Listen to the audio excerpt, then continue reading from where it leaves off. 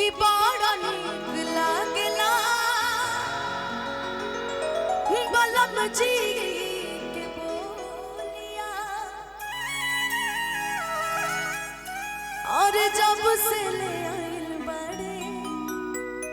आपन घर डोलिया कि बन के हमरा जिंदगी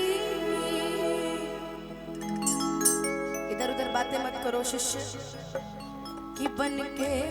हमारा जिंदगी में आयल अंजोर बड़े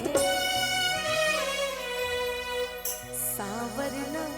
गोर बड़े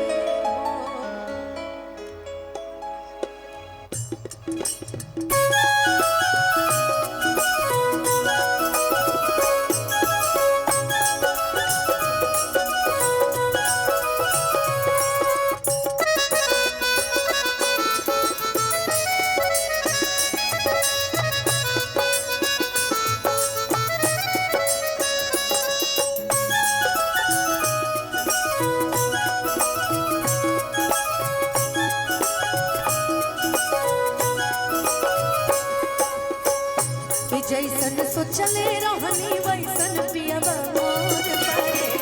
सावर न गोर बारे हो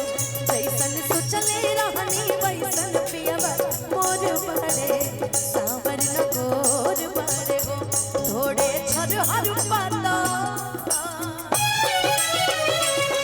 हमरो सोचतनी मयंक जी हेमा के बियाह हो गइल अगला लगन में तारो बियाह होइए जाए बाकी हमरो बुझा रहल बा कि सब बहिनी है सब बबुआ के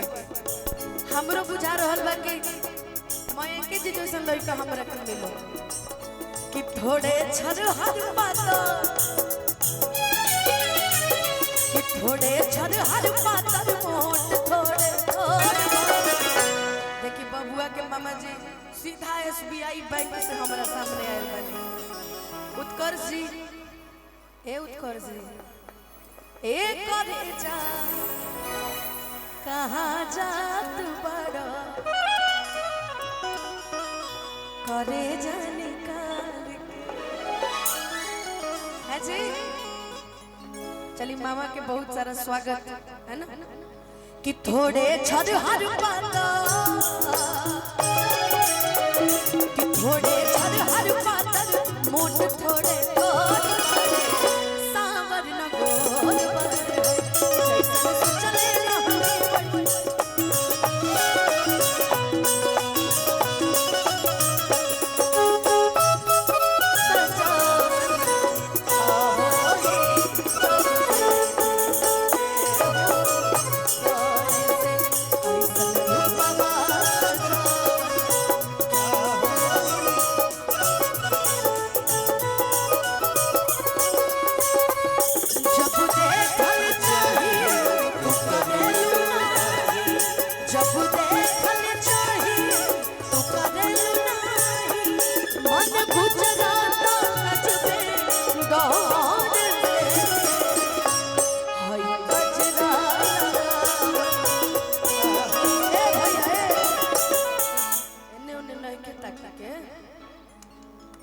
हमरा के तुम नहीं खे देखत ए हेमा कि जब देख मयंक जी खतिन गावत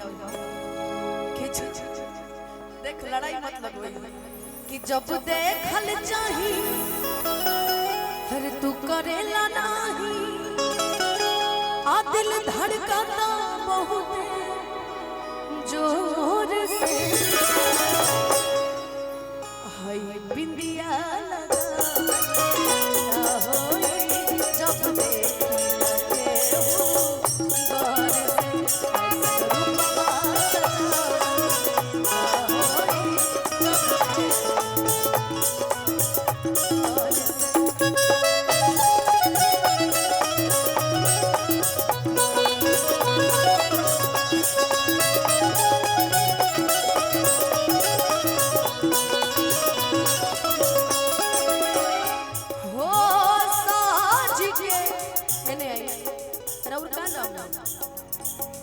करिश्मा कपूर हो आपका खुशी जानते रहे माँ सूरजवा के में आपका क्या नाम है? काजल। बाप रे बाप, धन्यवाद मामा। मामा लगे मामा ना, देखो हम सही पहचान लेंगे। आइए इधर आइए आप। आपका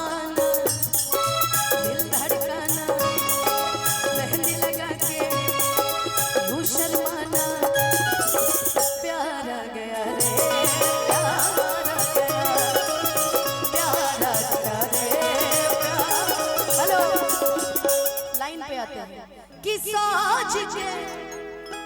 देखा बेटी पतो वाला रहन कैसे हुई। इतना बड़ बुजुर्ग बड़े सब हाँ तनी माथा पे आचार आचार धरे के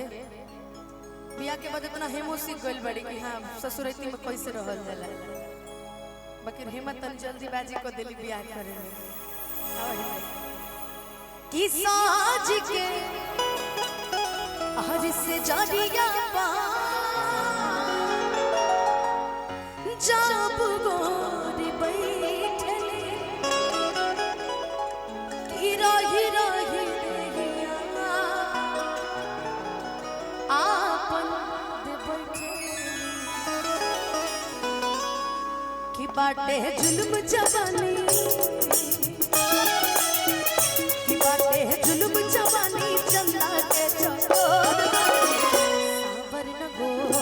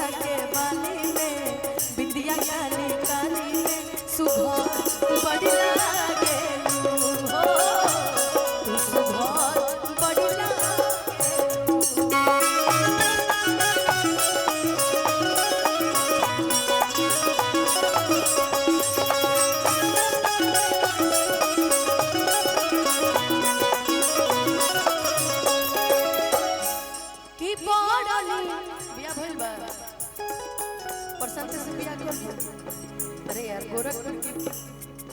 बहू की बड़ा नीक लागेला। अरे बलम जी के बोलिया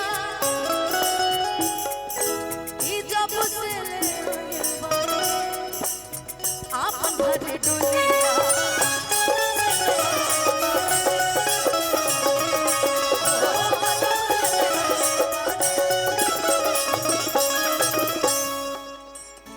बन के हमरा जिंदगी।